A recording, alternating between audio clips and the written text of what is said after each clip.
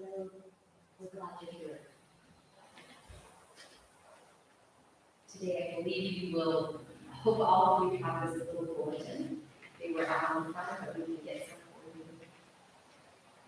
I believe that you will experience and witness a unique expression of the Stations of the Cross, written by a friend of mine in Texas, Katie Sherrod.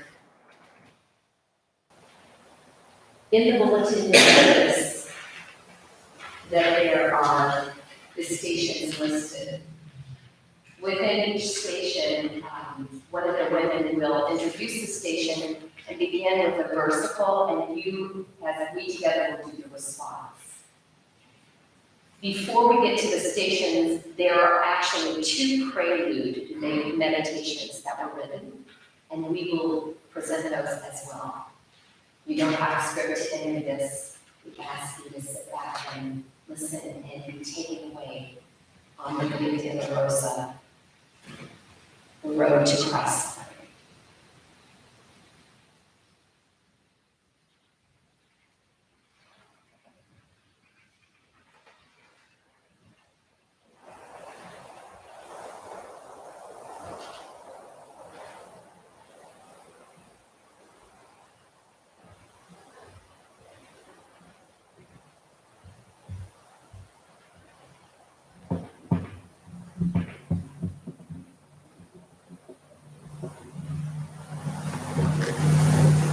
The first meditation, Jesus is anointed. The first time I saw him was the day he rode into Jerusalem with people dragging palm leaves before him. You remember, it was the day everyone was so excited. Well, it certainly looked more interesting in the marketing I was doing.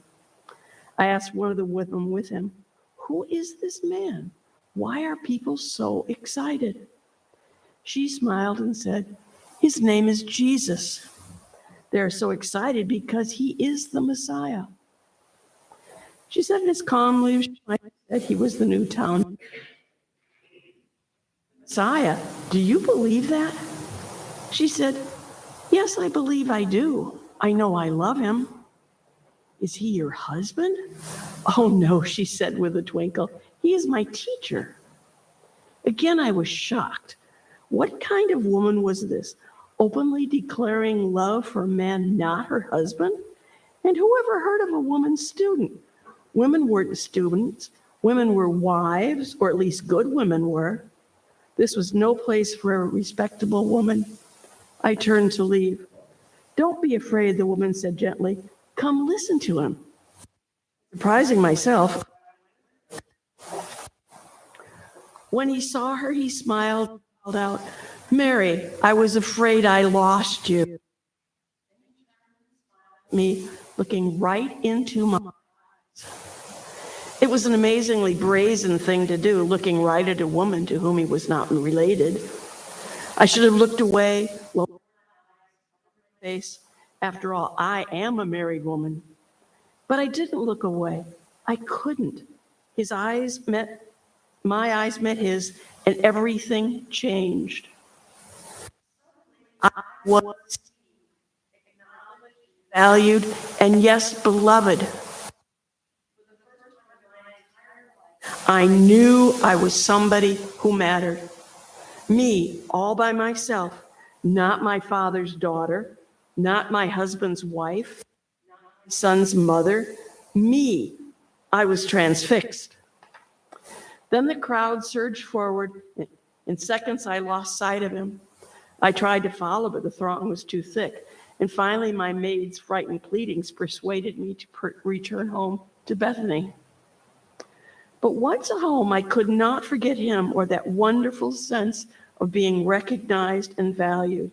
I later heard he upset the moneylenders' tables in the temple courts. It was a huge scandal, and people were beginning to mutter that such meddlers would get us all in trouble. Then I learned that he was in a house here in Bethany at the home of Simon the leper. The instant I heard that, I knew what to do. On impulse, I scooped the vial of oil I had saved for the most special occasions. My maid was staring at me wide-eyed. "Come along," I said, and swept out of the house, sure she wouldn't disobey.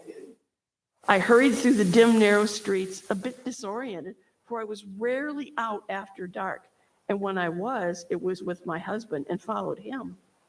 But tonight, I was the leader. This man, Jesus, had deeply honored me. Now I wanted to honor him. Somehow we found the right street and the right house. I told my maid to wait outside. Then, without hesitation, I walked through the gate and right into the room.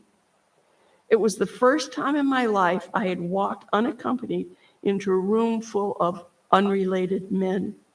Oh, there were women there too, but they were obviously public women. Part of my mind was screaming, "Get out of here, your family will disown you.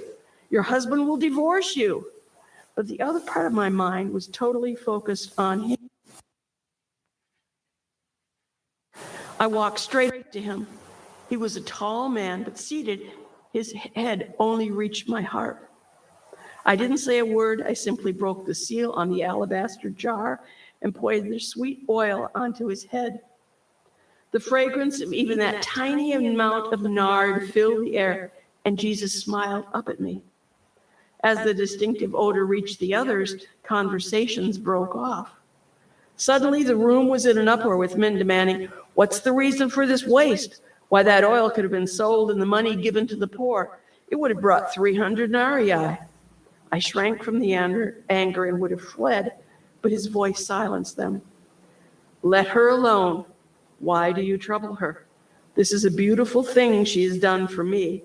As for the poor, you can do good to them whenever you wish. The poor will always have you. You will not always have me." He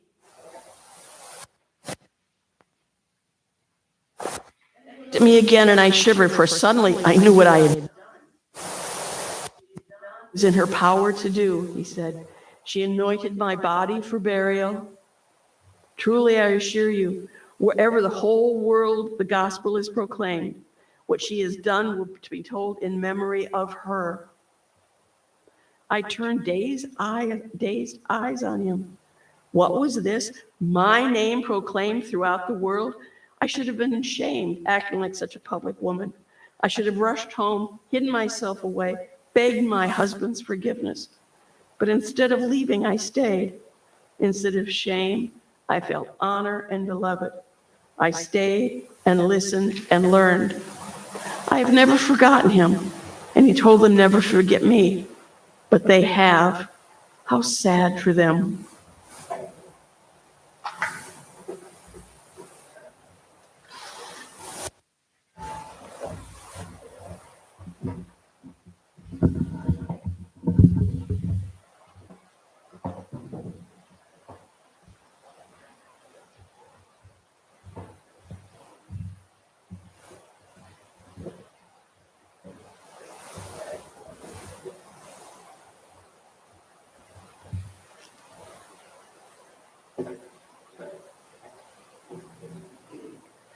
My family sent me to work as a scullery maid in the house of the high priest, Caiaphas, when I was just 11.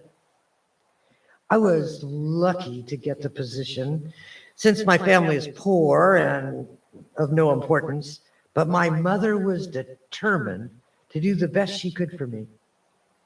The cousin of the sister of the aunt of the high priest cook lived in our village.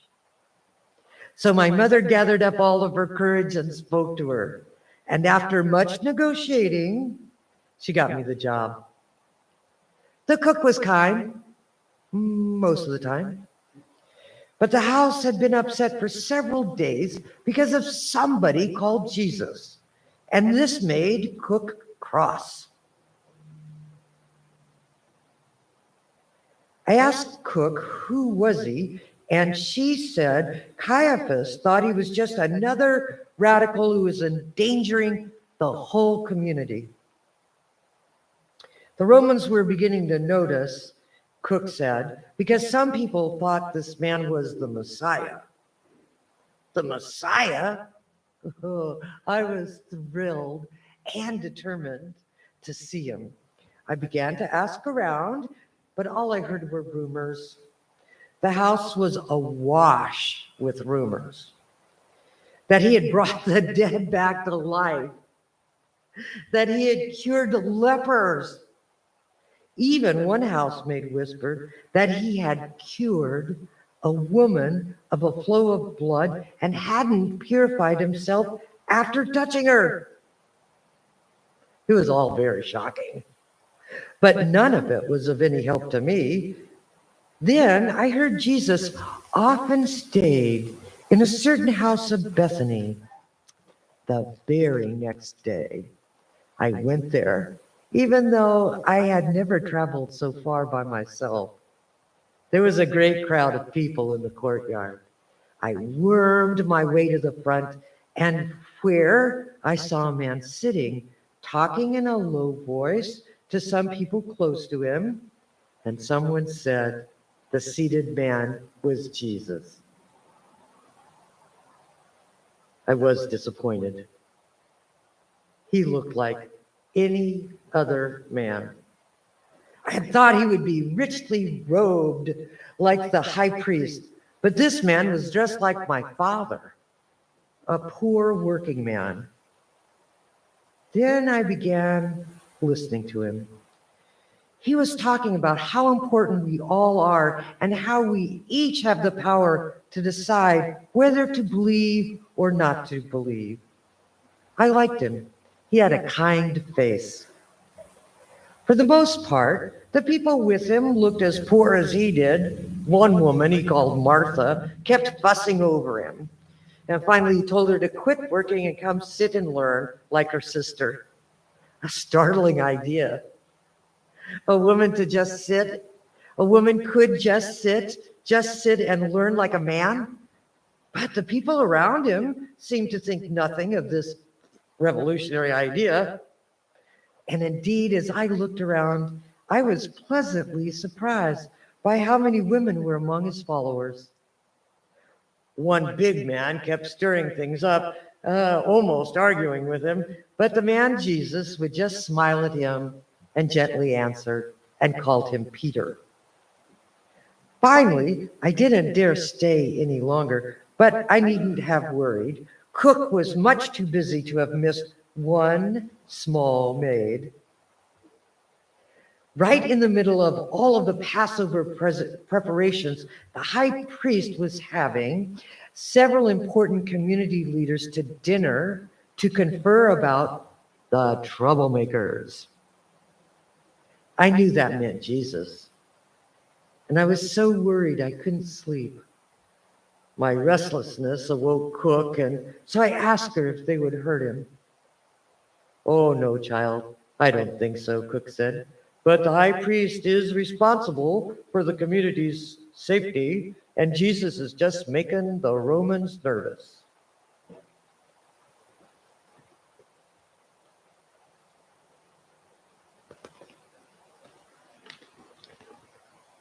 "What will they do to him?" I asked. "Not much, probably.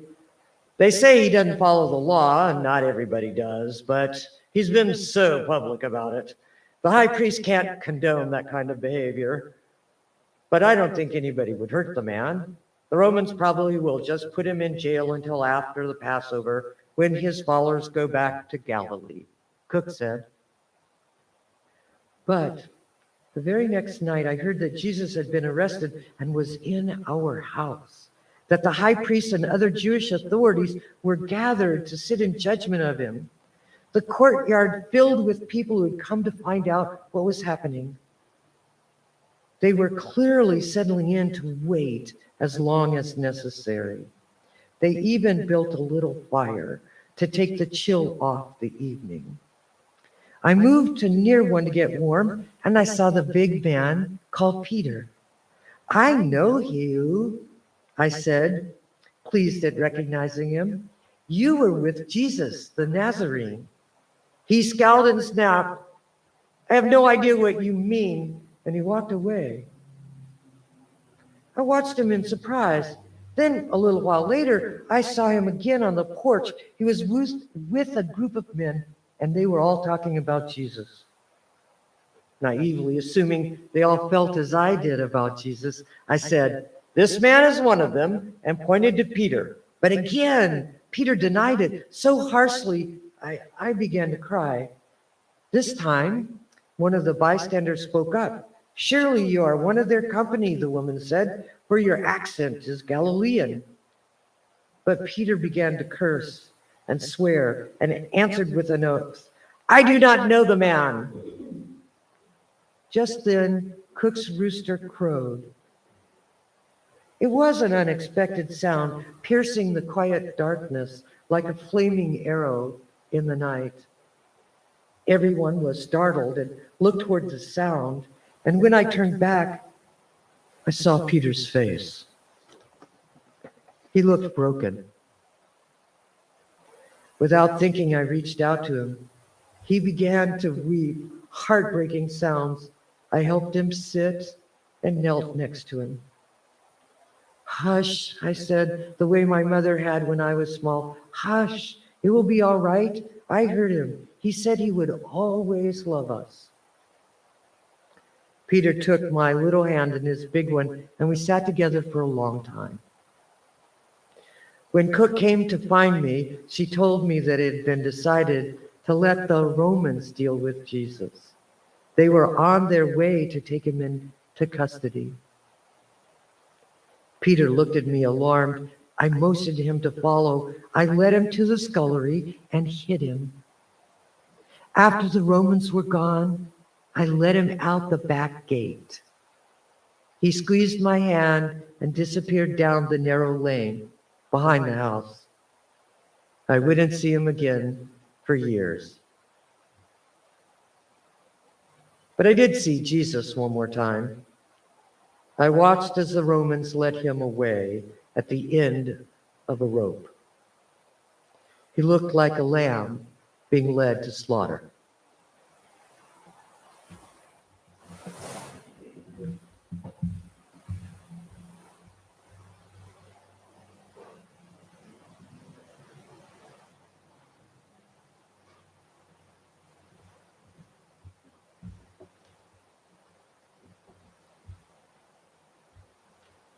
The first station, Jesus is condemned. Women are bound in blood with Christ. Jesus bleeds on the cross. Blood is the cup of the New Testament. Several of us gather at Pilate's house when we hear Jesus has been taken there. Some nearly faint when Pilate sentences him to be crucified. After they lead him away to be flogged, we settle in to wait.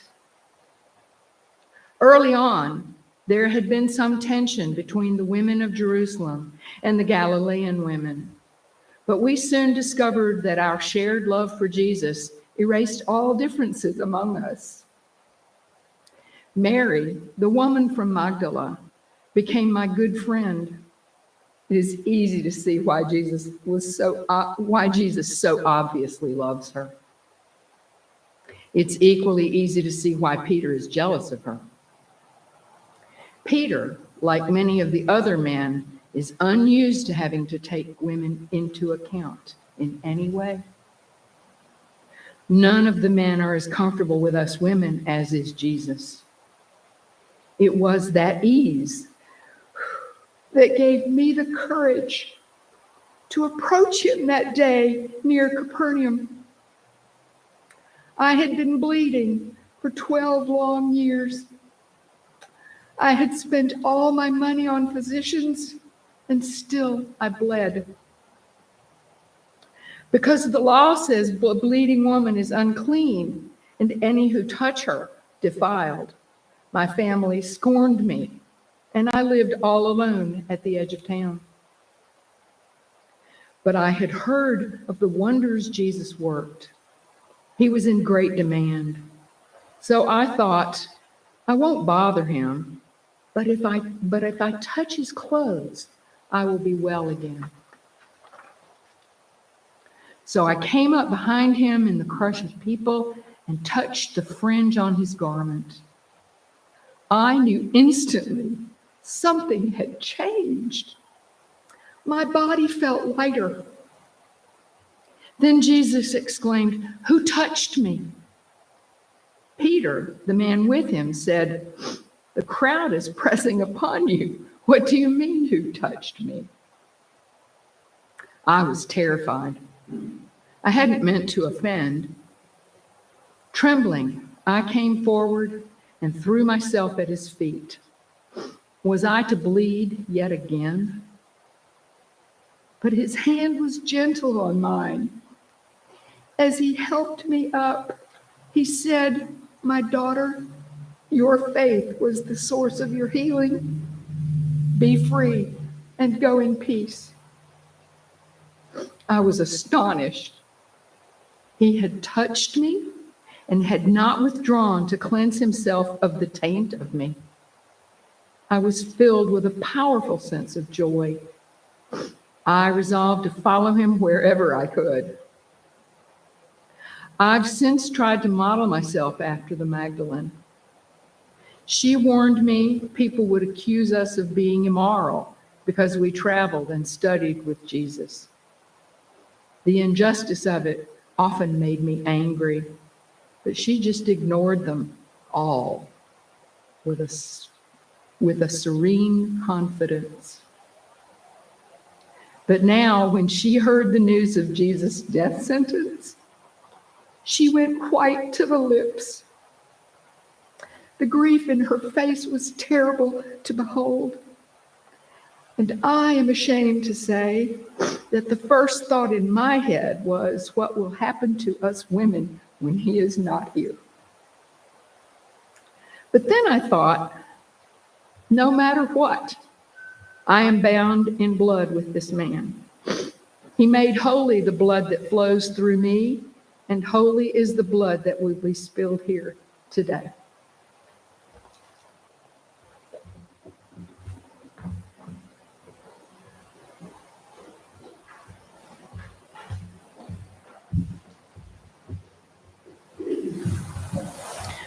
Two, Jesus takes up his cross.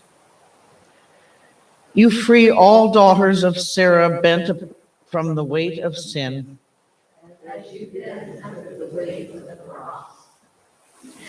I can't believe they're really going to kill this innocent man. Why, he changed my life. He cured me. After 18 years of being bent almost double, 18 years of terrible pain, 18 years of being told it was because I was possessed of demons, 18 years of being alternately shunned and preached at, he set me free. It was Sabbath and I had gone to the synagogue to pray. It was usually my only outing of the week, since I rarely risked the scorn of the streets. I noticed him teaching when I entered and tried to listen without being noticed. To my dismay, he called to me. I saw the other men look at me, and I shrank from their disgust. But he smiled, and he beckoned, and my fears dropped away. As I walked up to him, the other men drew back, but he didn't shrink away. Instead, he stood up, and to my surprise, he put his hands on me. It felt so good. No human being had touched me except to shove me aside or abuse me since I was 11. That was when my back had begun to curve. By the time I was 12, I was bent as an old woman. Now, in my 29th year, a man was touching me with kindness. If he had done nothing more than that, it would have been enough, but he didn't stop there. You are rid of your infirmity. As he spoke, a warmth flowed from his hands through my shoulders and down my spine. The pain vanished. Then he put his hand under my chin and lifted my head. As he did so, I stood up straight. Alleluias rang from my mouth as I looked skyward for the first time in years. I raised my arms over my head and praised God for I knew from whence had come this blessing. But the synagogue official came bustling up, and he was very, very angry. There are 6 days each week for manual labor. Come and be healed on one of those days.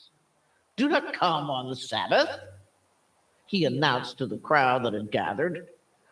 And then he turned wrathfully on Jesus. I was horrified. I wanted no harm to come to this man on my account. But Jesus just looked at him calmly and said, how hypocritical. Do you not untie your donkey or your ox and take it for water on the Sabbath? This woman, this daughter of Sarah, has been held in bondage for 18 years. Why not release her on the Sabbath? Well, the officials were confused, but the people and I were not. We were filled with joy at his wonders and his words.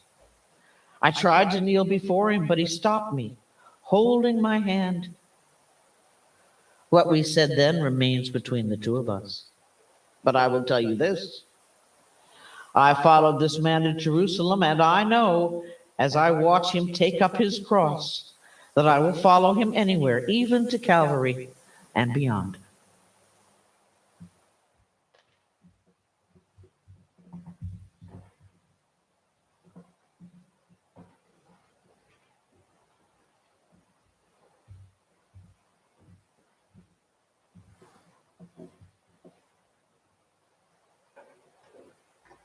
Station 3, Jesus falls for the first time.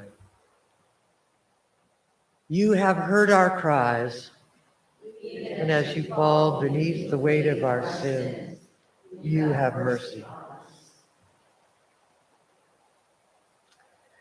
When the women begin keening, my heart is in my throat. This is dangerous. The Romans won't appreciate our public grief over the death of a man they have named a criminal. They might arrest us all too. But these fears only last a few seconds. Then my heart fills with admiration for the courage of the other woman.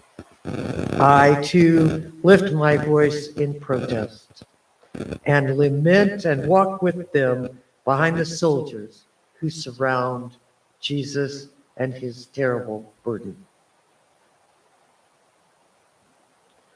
The men have all disappeared, but we women will not leave his mother, and she will not leave him. I can't blame her. I too am a mother. I followed him from southern Phoenicia, and I too will follow him to death. I'm a Greek. By birth, a Syrophoenician, by religion, a Canaanite. The Jews, they call me pagan. I'm a foreigner in their culture, outside their God's covenant, and thus despised. But unlike many of them, I knew from the second I saw him that this was a very special man. He had come quietly to the region of Tyre and Sidon, and not wanting anyone to know that he was there. But I recognized him as a holy man, and in my great need, I threw myself at his feet. Have mercy on me and my daughter, for she is possessed by a devil, I pleaded. Jesus didn't say anything, but I wouldn't give up. My daughter's life was at stake. I would have stayed there until I died to get help for her. Finally, some men that were with him said, "Oh, give her what she wants. She's shouting at us, and she'll never go away." Jesus turned to me and said, "Is it fair to take the children's food and throw it to their dogs?" "Yes," I said immediately, "for the dogs eat the scraps that fall from the family table." Jesus smiled at me. Great is your faith, he said. Be it done as you desire. I leapt up and ran home. When I rushed into my daughter's room, she was sitting up in bed smiling. The demon was gone. In joy, I praised God. Now, as my daughter and I walk along behind him, our grief rings out against the walls of Jerusalem. My daughter gasps as we see him fall. His mother is standing at a turn in the street, and her hands reach out to him just as they must have done countless times when he was an infant learning to walk. He pushes himself up and staggers on. Would that I could give my life to spare his.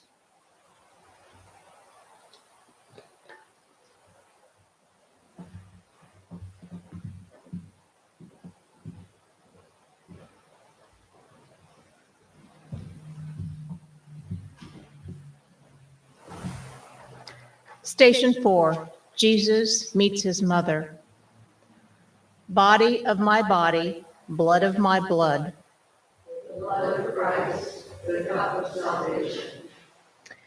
I am standing next to his mother when he sees her. He had risen from his fall and walked only a few steps when he raised his head, as if she had called out to him, though she made no sound. I think my heart will break at the look of gentle compassion that appears on his face at the sight of her.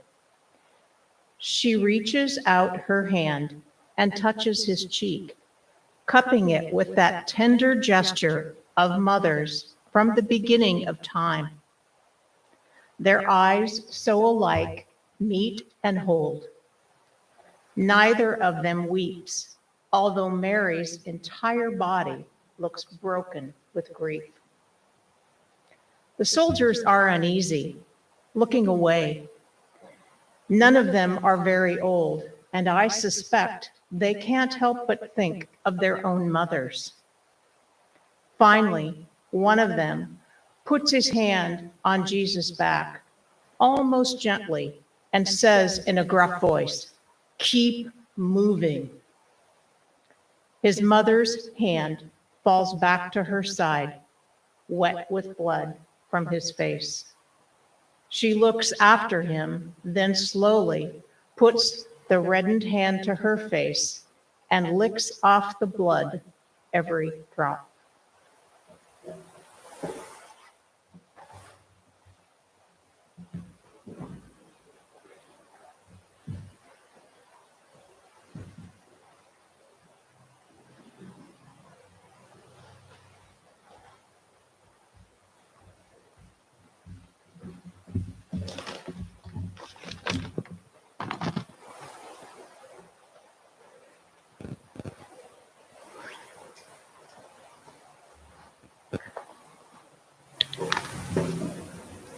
The cross is laid on Simon of Cyrene.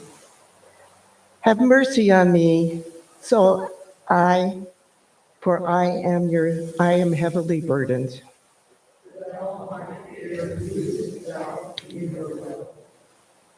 I'm standing with my husband, Simon of Cyrene, wondering what all this noise is. We have just come into the city and have just barely had time to catch our breath, when suddenly a Roman soldier hails my husband. "You," says the soldier, "come here." I'm shocked. We are not common people. Simon is as important a man in our community in Ethiopia. We have come to worship at the temple as our people have done from time since Solomon. Why? We are even one of Solomon's wife's relatives. And the Roman soldier treats my husband like a slave. They grab Simon and pull him into the street. As they do so, I see this poor wretch bent under the weight of a crossbeam. The soldier orders Simon to take the beam from him. I'm afraid and very angry. How dare they treat Simon into this mess? Women are crying and carrying on as if this is an important man. Not some common criminal. Simon is the important man, not this other. We are not part of this.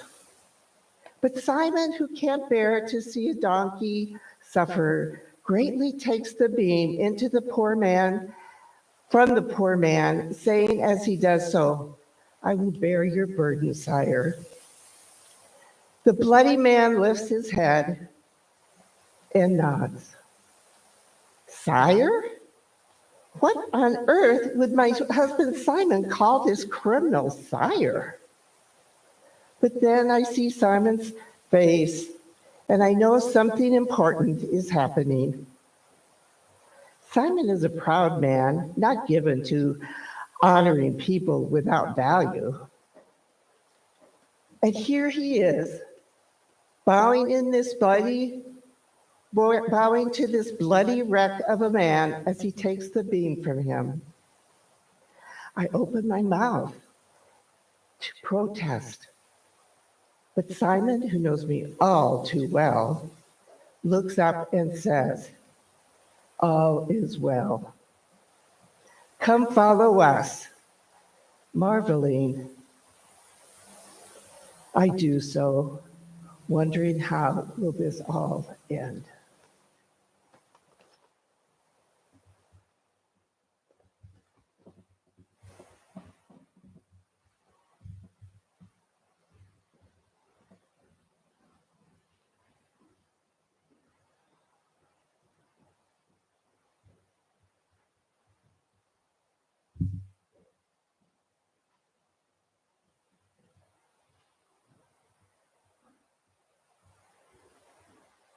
Station 6, a woman wipes the face of Jesus.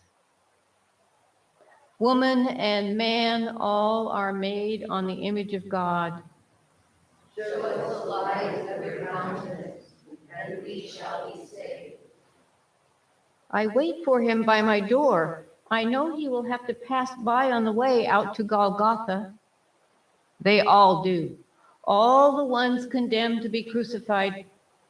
And so I wait, hoping I can give him some tiny bit of comfort. I know they have beaten him. In some awful way, it's Roman kindness. For the weaker he is when they hang him on that cross, the shorter his ordeal will be. I hear the keening of the women long before I see them. The Roman soldiers turn the corner at the bottom of my street, and there he is. A richly dressed black man has been pressed into carrying the crossbeam, probably because the soldiers are afraid Jesus will die before they can kill him. Jesus already is staggering on the steps of the narrow street. My heart breaks at the sight. As he slowly nears my door, I see in horror that they have put a crown of thorns onto his head. Some soldier's idea of fun. The thorns have pierced his scalp and blood courses down his face, nearly blinding him. As the soldiers push past, I remove my veil and shove myself toward him. To my surprise, the soldiers let me through. I bend beside him and put my veil to his face to wipe away the blood. He puts his hands over mine, holding the soft cloth to his face for a few seconds. Then he hands it back to me with a sigh and a small smile. A soldier grabs my shoulder and sets me aside. and Jesus continues on his slow, painful way up the sloping street. Tears begin to run down my face, and I lift my veil to wipe them away. As I look at my veil, I nearly scream. For there, looking back at me, is the true image of his face. I hold it to my heart and I weep.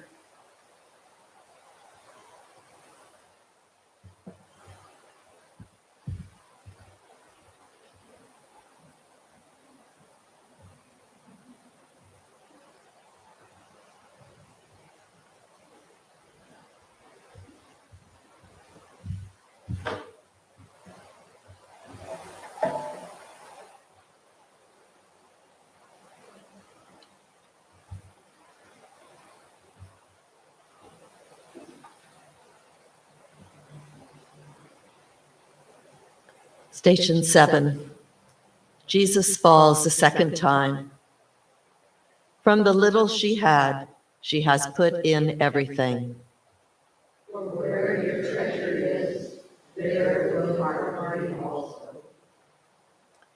Even with the help of the man called Simon, he soon falls again.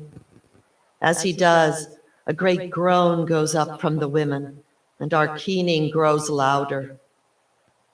How different he is this day from the day I first encountered him in the temple. I had gone to give my tiny mite into the temple treasury, hoping it could help some other person in need. As I turned from doing this, I found him smiling at me.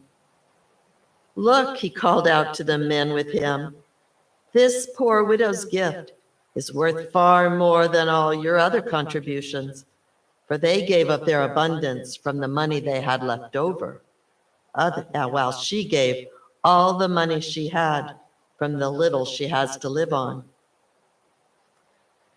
At first, I was embarrassed to have all these men looking at me.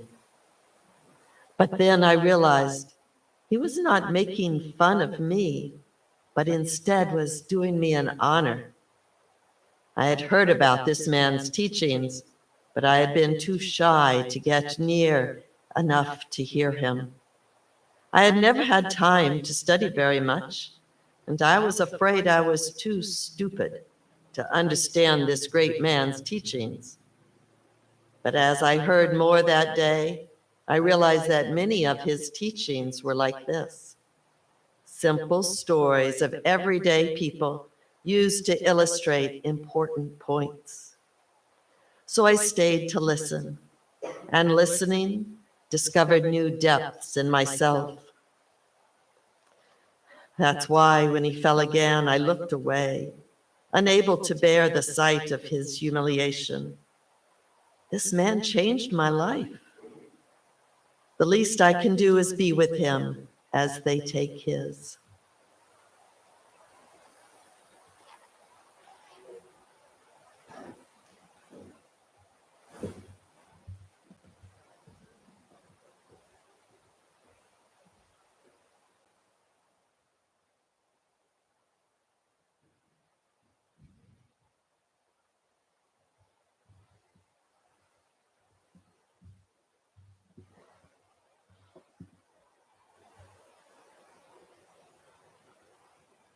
Station 8.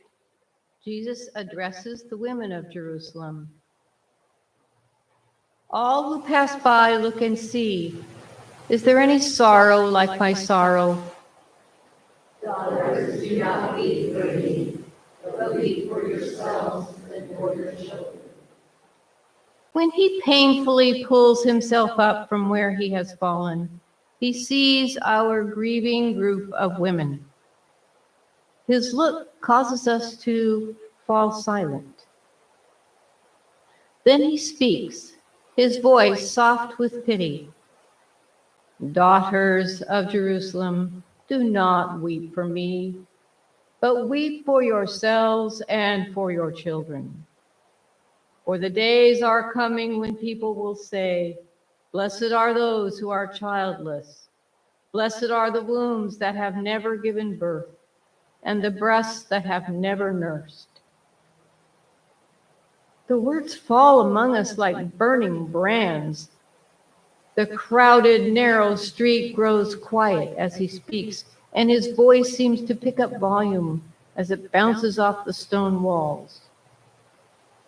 Then they will say to the mountains, fall on us, and to the hills, cover us up. For if this is what they do when the wood is green, what will happen when the wood is dry? What does it mean? A woman whispers. And I think he is the green wood, still alive and with us. And these fools are killing him. If we can do this to this godly man, what hope is there for us when we can no longer see him or touch him or hear him? And visions of women burning, of girl children going up in smoke fill my horrified eyes. And I fall to my knees, moaning. Around me, the women move on, the sound of their grief washing up like waves against the uncaring walls of the city.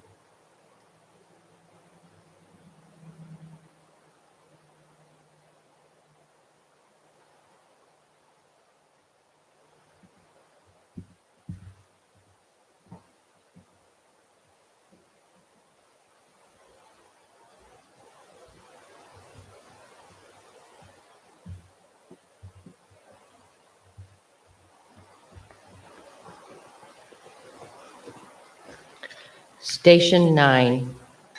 Our bond with you strengthens our bond with one another.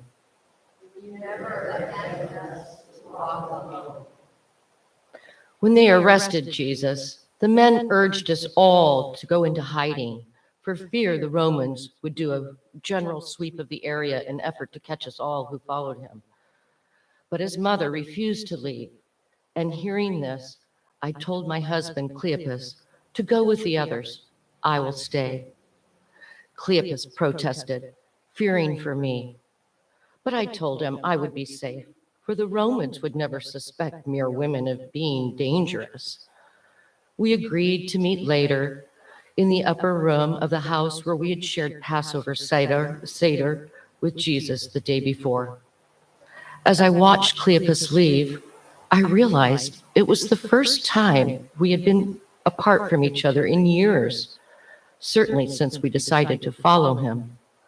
For the past year, we had traveled with him as he taught, watched over him as he slept, marveled at all the miracles he performed, and wondered at the things he told us.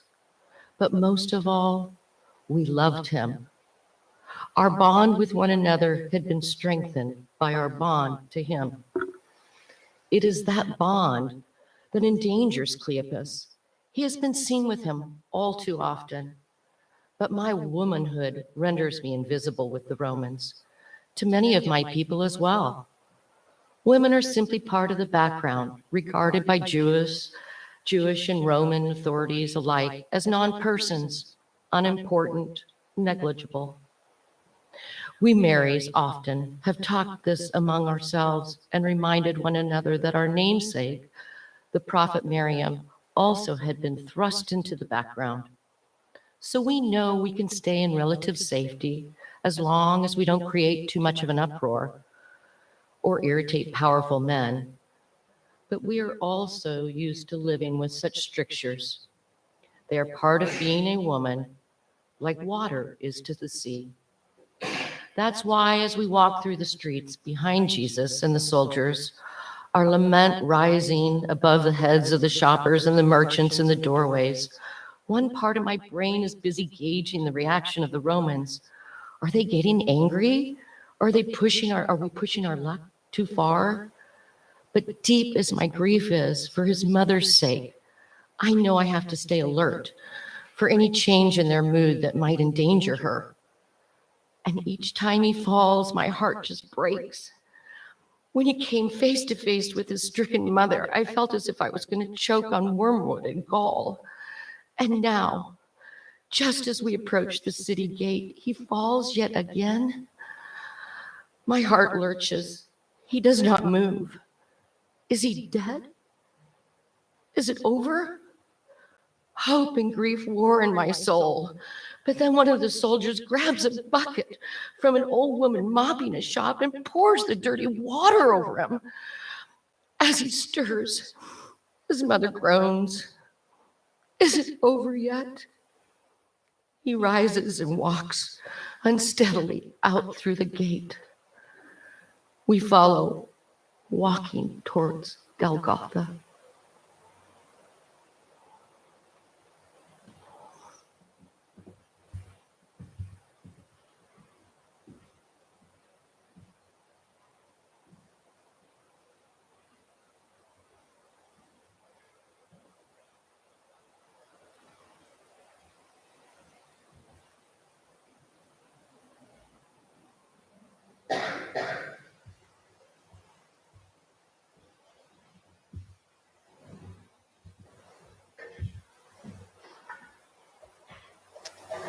Station 10. Jesus is stripped of his garments. May our children sit beside you and drink your cup. You know what we are asking. As we walk through the city gate and onto that dreary hillside, I think I may faint. This cannot be happening. When he fell that third time, I thought, it's over. He's dead. And for a second, a mad hope possessed me. Maybe this suffering could end like this instead of on that terrible travesty of a tree. My two sons, James and John, had gone away with the other men, but I suspect John will return soon. He will never let Jesus die alone, even if it means risking his own arrest. Both my boys had been with Jesus from the time he called to them while they were mending the nets, my husband Zebedee, in our family fishing boat on the shores of the Sea of Galilee. He is their cousin. We all knew he was something very special, meant for bigger things than carpentry or catching fish. When I began to understand just how big, I went to him and requested a favor. What do you want? He had asked me. That these sons of mine may sit beside you, one on your right hand and one on your left, when you are in your kingdom. You do not know what you are asking, he said gently. And turning to my sons, he asked, can you drink the cup that I will drink? And they replied, yes, we can. So be it, he said, you shall drink my cup, but positions of power are not mine to give. They are awarded by God, our Creator. After that, Jesus often teased my sons, calling them the sons of thunder. Some suppose he's referring to my husband, but our whole family knows that he's referring to me, Salome. I am ambitious for my boys, but I also know that wherever this man goes, I want my sons to go.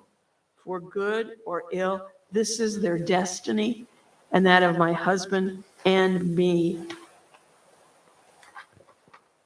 And now as I watch him standing on this windswept hill, I'm realizing just how bitter this cup we all must drink will be. I keep remembering him as a little boy, this bright-eyed nephew full of life and joy. His smile would light up the entire house, and his laughter would send us all off in fits of giggles. Now all the laughter is drowning in tears. The Roman soldiers set about their task methodically. Some of them began preparing the cross, while others stripped him of his garments, dividing them among themselves, casting lots for his cloak. His poor, abused body looks so frail as he stands there exposed to the jeers of the crowd. One soldier offers him some wine mingled with gall, but after one taste, he turns his head away. I take his mother's hand, and someone takes mine. It is John, John come to be with us at the end.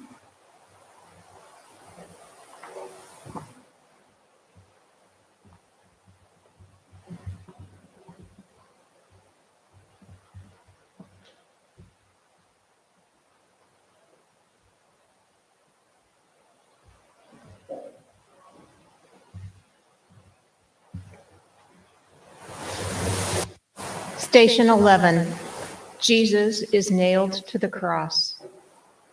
Our hearts feel every blow of that hammer.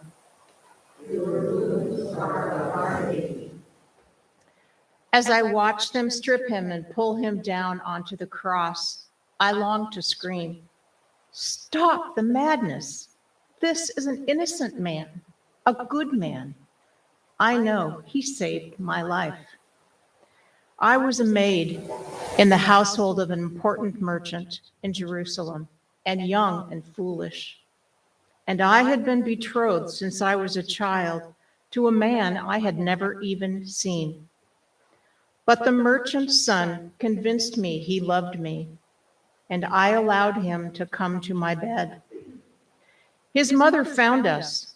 She called me an adulteress and locked me in my room. I was terrified. Although the law clearly states that both the man and woman are to be put to death, my lover is important in the community. I knew nothing would happen to him. But the law says a betrothed virgin is to be stoned to death. At daybreak, they dragged me to the temple. There was a man sitting there, surrounded by people. The temple officials threw me to the ground in front of him. I knew I already was a dead woman. They said, "Rabbi, this woman has been caught in the act of adultery. The law says we should stone her. Tell us, what do you say?" I was confused. Who was this man? Why were they asking him? What were they up to? The man ignored them, drawing with his finger in the dust near my face. But they kept at him, and he kept ignoring them. I finally calmed down enough to focus on what he was doing. There in the dust, he had written the unspeakable name of God. What did this mean? But the temple officials persisted until he looked up and said quietly, "Let the one among you who has not sinned be the first to throw a stone." Then, bending down, he drew some more in the dust, smiling sideways at me. One by one, those who accused me silently slipped away until he and I were alone. "Where have they gone?" he asked me. I said nothing, shaking my head in bewilderment. "Tell me, has no one condemned you?" he then asked. "No one, sir," I said softly. "And neither do I," he said. "Go now and sin no more." And he helped me to my feet. He smiled at me. He turned me toward the door and gave me a gentle push. "Go," he said, with a smile. And I did. I went, I got my belongings, and set out to find the company of Jesus. He had given me back my life, and I would now give it to him. And now these fools are going to kill him. I hear a terrible groan from his mother, and I look up. Oh, dear God, they are not tying him to the cross, they're nailing him to it. My heart feels every blow of that hammer. As they jerk his feet together and begin driving the nails through that precious skin, his body moves convulsively upward, and I fall, driven to the ground by grief. Were a river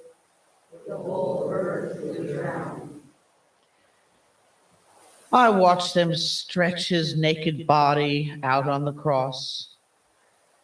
Even in this moment of complete vulnerability, he is magnificent.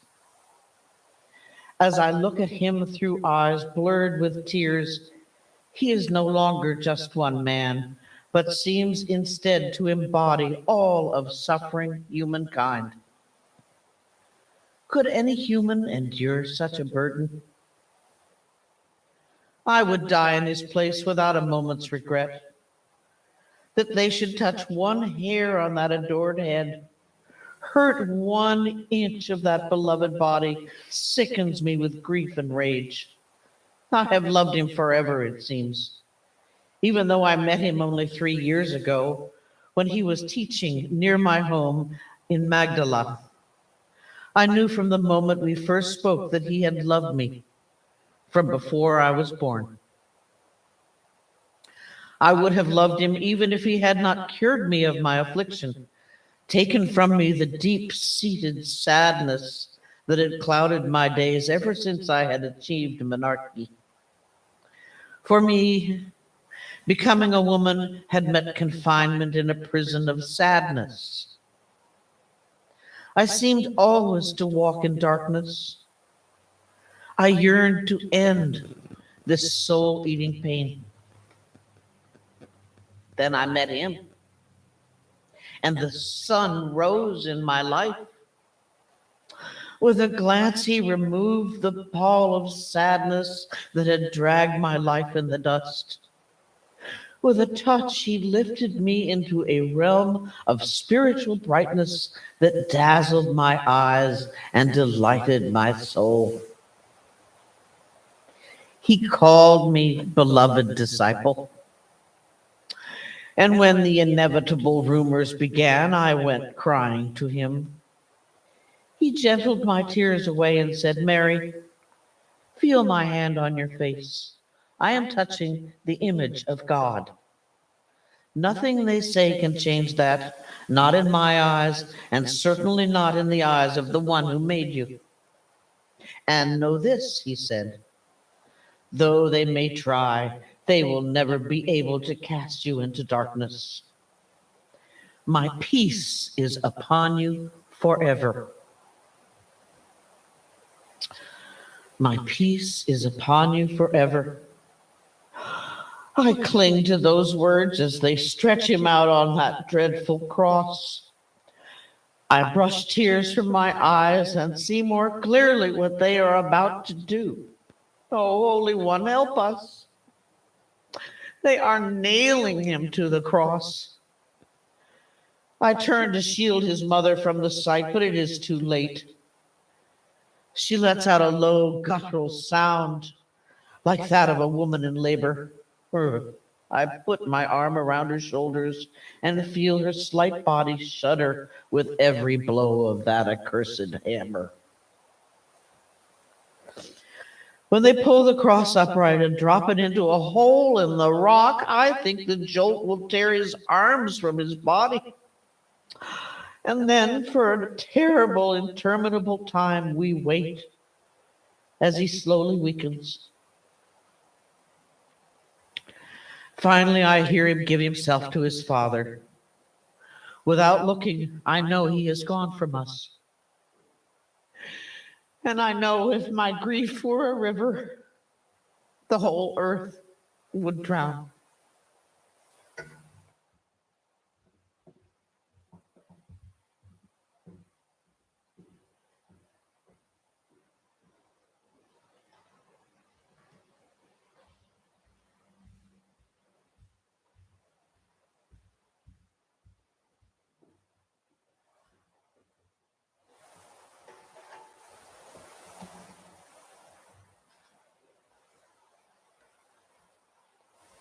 Station 13. The body of Jesus is placed in the arms of his mother. Do not call me Naomi, which means pleasant.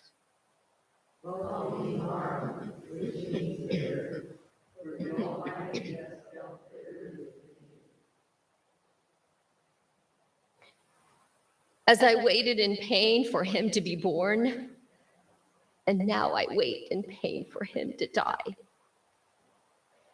I cannot take my eyes off of him, for each moment that passes takes him farther from me. So where is my bright angel now? I would be the God bearer, the angel said. Well, I did my part. And now here he is, this child of God, dying in this dismal, dusty place. And anger washes through me, followed by new waves of grief. Oh, for days I've been an ocean, racked by storms of emotion that threaten to drown my soul and kill my faith.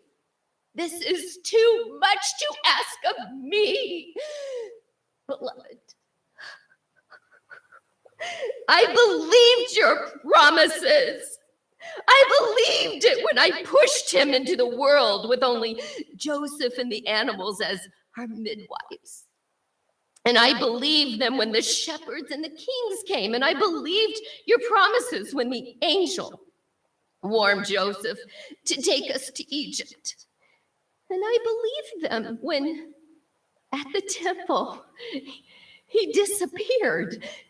I feared that you had taken him already, beloved, but we searched for him for 3 whole days, and it felt like years. And when we found him teaching in the temple, he said he had to be about your business. But Joseph and I persuaded him to wait a bit longer. And when the time came, it still was too soon by my heart's reckoning. But I had vowed to do your will. And so I helped him in any way I could. Many times that meant stepping aside. And occasionally it meant helping others to understand. And nearly always it meant to bite my tongue when I feared he'd gone too far and too fast. But this,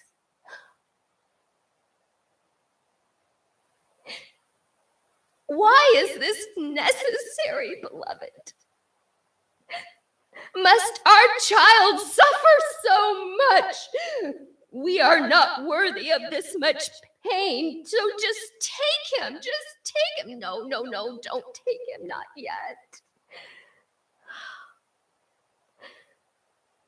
This is body of my body, the blood of my blood. And I will devour him with my eyes, eating his body and drinking his blood, and I will carry him with me forever. And then a soft summon of mother reaches me as if in a dream. And I move a bit closer to his feet as the soldiers kind of keep me at bay. John's beside me. Emma, my dying son says to me, indicating John, behold your son. And to John he says, behold your mother. And his voice is so faint. And he says, I'm thirsty. I turn in silent appeal. The young soldier at the foot of the cross hesitates, but with a slight shrug, he puts a sponge soaked in cheap wine in his lance and hoists it up to Jesus' mouth. He wets his lips, and then Jesus speaks again, his words tearing into my heart like knives. It is finished. And then he cries out to you, beloved, Abba, into your hands I commend my spirit. He drops his head and his eyes meet mine as I watch the light die.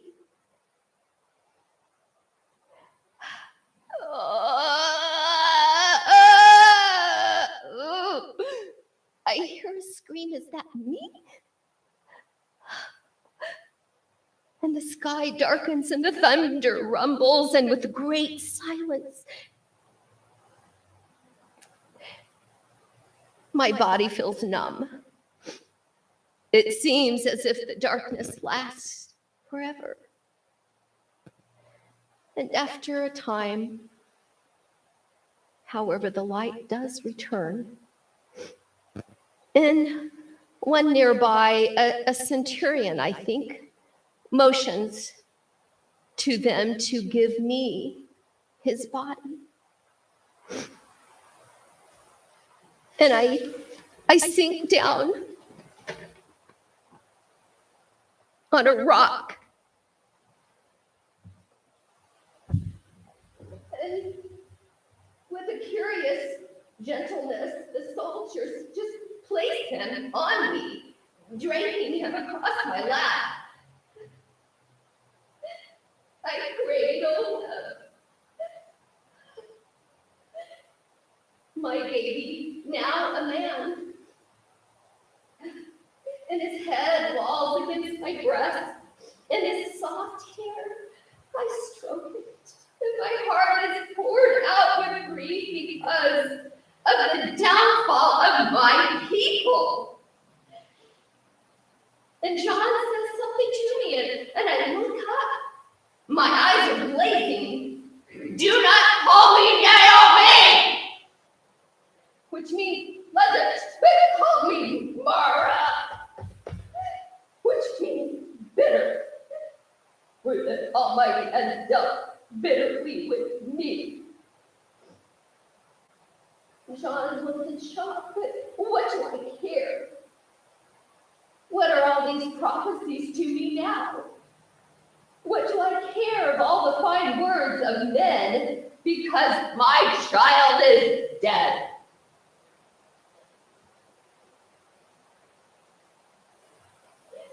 Agony forces my head back, and I scream out to the heavens, my baby! I want my baby back!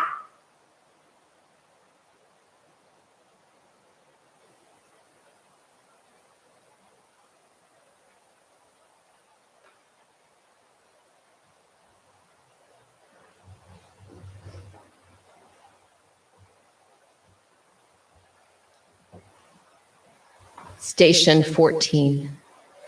Jesus laid in the tomb. Sorrowful mother, all humanity shares your loss.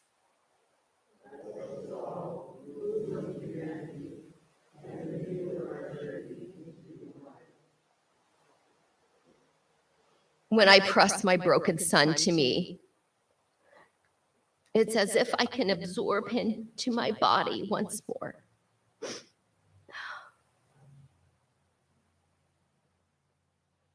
Have mercy on me, God. Pour your tender mercies down upon my soul and help me, and help me, help me, help me. I have no strength left. And once again, you send an angel, and I feel the warmth on my back, the angel's hand upon my head, and I hear the familiar voice that says, Mary, blessed of all women, do not be afraid, for God is pleased with you. And I remember the promise, all will be well. All manner of things will be well. I allow them to take my son's body from me. They're telling me that it's time to prepare him for burial.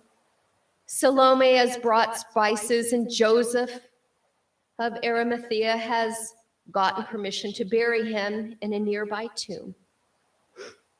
And I go through the ritual motions. as I once laid his sweet body tenderly into the cradle, I now lay his broken body tenderly in the tomb. And the smell of sweet herbs, they fill the air. For one last time, I kiss his mortal face, then gently cover it with the fine white fabric. And my hand caresses the cloth, and I smile. Would it have been wonderful to have this cloth, so fine a cloth, while he lived. But I have no bitterness left. My heart is already looking ahead. And we walk outside, and James and John push the great stone over the entrance. And I stand looking at the tomb. How long, God, my beloved, how long? As my dear friends move about me, peace settles on me like a blanket. And I am again at one with your will, loving God. Let it happen as you say.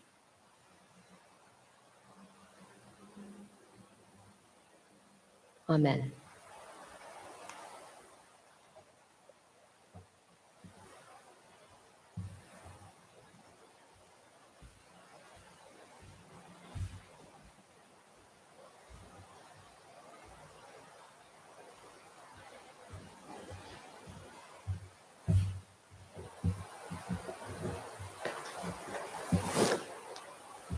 Let us read our concluding prayer together. Jesus, our teacher, remind us always when we walk in darkness, especially in darkness of sin, that in your death is promise of light. Jesus, our brother, comfort us with your powerful mercy and give us strength to reach out in love, even to the unlovable. Jesus, our Savior, remind us that we do not live or die for self alone. Rather, we live and die for you. That is why you came among us, why you died, and why you live again. Jesus, child of God, remind us that we all, women and men, are children of God.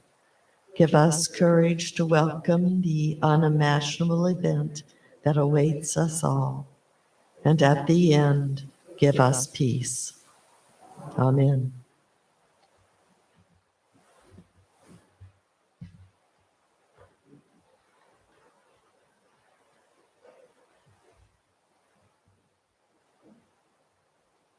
We ask that you will be silent between now and as you leave. And if you feel it helps your spirituality to come and bow at the cross, feel free to do that. Otherwise, leave where you're